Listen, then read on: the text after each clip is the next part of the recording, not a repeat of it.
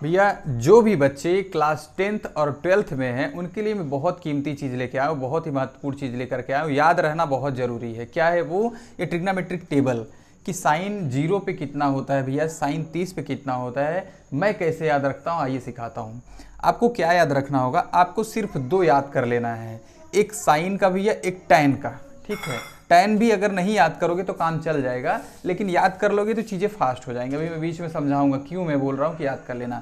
ध्यान दो, साइन का आप याद कर लेना। साइन 0 का भी कितना होता है? 0 होता है। ठीक है, 30 का कितना होता है? 1/2 होता है। ठीक है, 30 का कितना होता है? 1/2। इसका भी कितना होता है? 1/करणी में 2 होता है। ठीक है, इसका कितना होता है?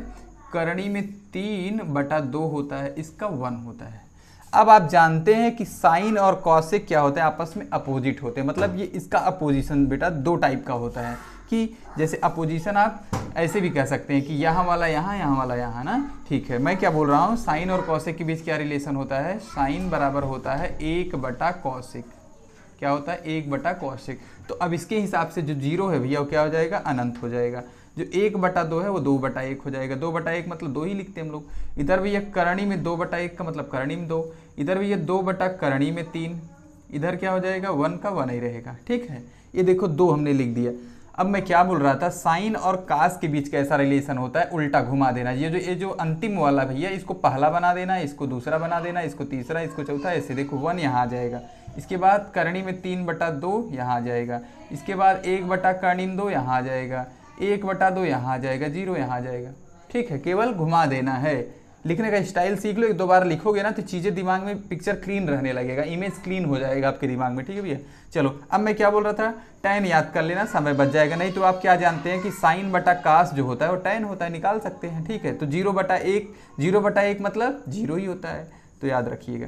ठीक है, इसको जब डिवाइड करेंगे 1/2 से कर्णिम 3/2, तो 2 से 2 कट जाता है, कितना बचेगा? 1/कर्णिम 3। ठीक है, इसको देख करके आप लिख सकते हैं, कर्णिम में से कर्णिम 2 गया तो कितना बचेगा? 1। कर्णिम 3/2 और 1/2 से 2 कटा तो कितना बचा? कर्णिम 3/1 यानी कर्णिम में 3।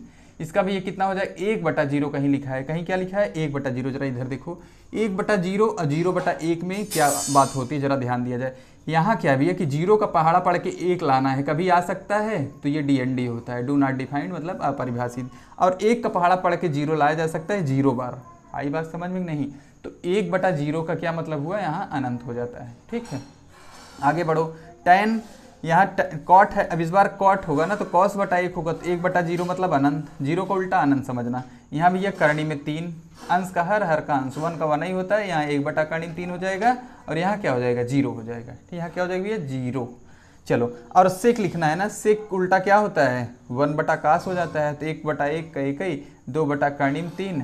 ठीक, और कर्णी में 2 और 2 और 0। देख लो कितना आसानी से हम लोग लिख दिए भैया, एक भी चीज़ रटने जैसा नहीं है।